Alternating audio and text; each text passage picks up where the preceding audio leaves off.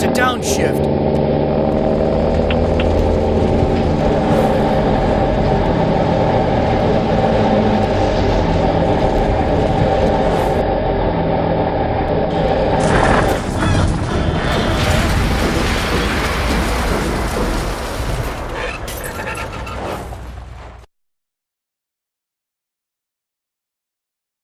What happened?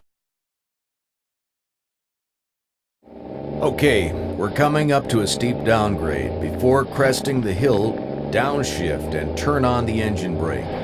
The rule of thumb is use 1 or 2 gears lower than is required to ascend the hill.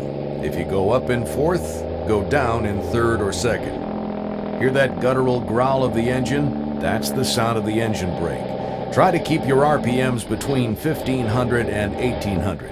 You can either turn the engine brake on and off to regulate your speed, or you can modulate the engine brake between 2, 4, and 6 cylinders by using the rocker switch. Only use your service brakes as a backup.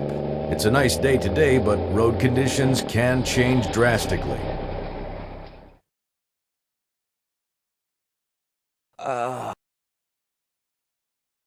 It's important you know the roads well. This map shows the locations of steep grades around the mine. Regularly review the mine map for road changes.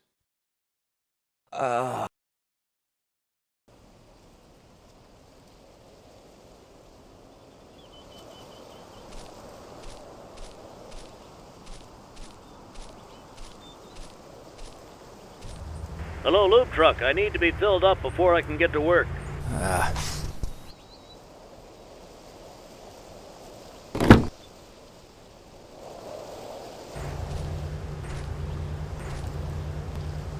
I'll be right there.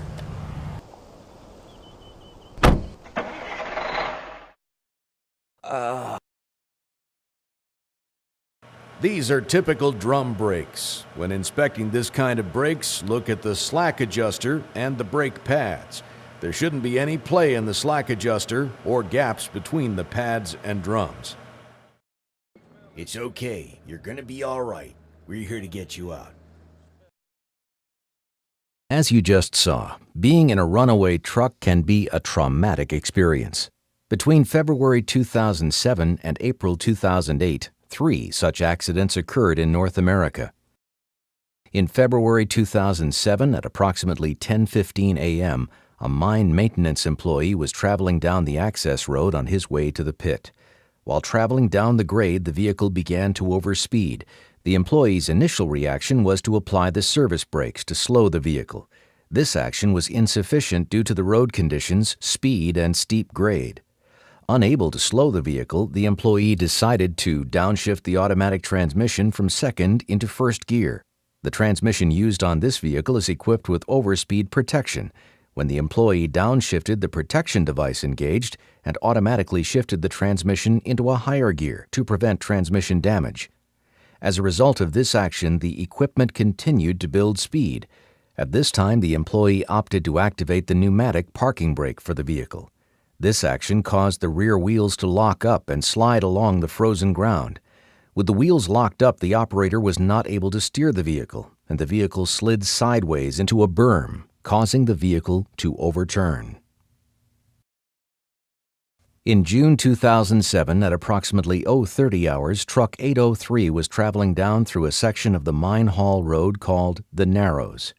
As the truck crested the top of the Narrows and began its descent down the 12% grade, the operator stated that he experienced a failure of the headlights and lost visibility. The operator then attempted to get the headlights to come back on by actuating the switch several times. When he was unable to restore the lights, he then attempted to bring the vehicle to a stop on the grade. The operator stated at this point he was fairly certain he attempted to downshift into a lower gear but was unsuccessful. This led to the vehicle being out of gear and in neutral as it built speed. The operator stated that he did attempt to stop the vehicle using his service brakes but was unsuccessful. Just prior to the vehicle striking the berm, the operator set the emergency brakes, but these were also unsuccessful in bringing the vehicle to a stop. The vehicle subsequently struck the berm at a high rate of speed, causing the vehicle to overturn. In April 2008, Truck 810 was traveling past the pit toward the south ramp. As the truck approached the south ramp, the operator attempted to slow and downshift from fourth to third with the engine brake engaged. Due to the engine brake being on, the operator was not able to maintain necessary RPMs to downshift the equipment. This resulted in the equipment traveling down the ramp in a freewheel mode, without the assistance of the engine to help control the descent and speed of the equipment. The operator attempted to stop the vehicle using his service brakes, but was unable due to the weight of the vehicle and the grade of the ramp. The operator was eventually able to slow and bring the vehicle to a stop using the berm alongside the road. In order to avoid putting yourself in these situations, it's important you understand why a runaway truck could happen and how to prevent it from happening to you. With the knowledge gained from the 3 incident investigations, we've identified several factors that lead to runaway trucks. These factors can be separated into 2 major categories. First, exceeding equipment limits. This could mean 1. The truck is the wrong equipment for the job, or 2. Failure to factor in how the mine environment can affect truck performance. Second, operator error. Failure to properly inspect the truck prior to use or failure to follow safe operation procedures can cause equipment to fail when you need it most. The remainder of this video is dedicated to discussing these factors. To further illustrate, let's go through an example of designing a lube truck for use in an open pit mine. We start with a base truck. We need it to carry 2,500 gallons of diesel fuel and several smaller containers of oils and lubricants. Empty, these containers are fairly light. However, these containers will seldom be empty. The diesel fuel container alone can hold thousands of pounds of fuel. Now, it's important to understand how the weight is distributed between the front and rear axles. A weight placed in the center would distribute the weight evenly. Moving the weight toward either axle would cause the distribution changes. The change in weight distribution for the front axle is calculated by the following equation.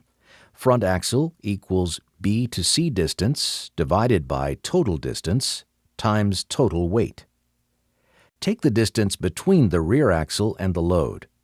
Divide it by the total distance between the axles.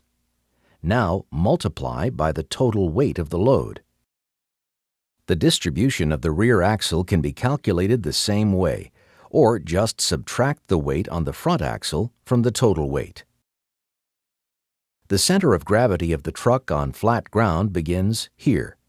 On a 6% downgrade, it shifts to here and increases the total weight the front axles must hold. In simple terms, downgrades change the weight distribution by changing the distances between the axles and load. We now know the conditions and weights under which the engine, transmission, axles, and brakes must be able to safely operate. Never use a truck that hasn't been designed for the job at hand. Exceeding truck specifications can be hazardous.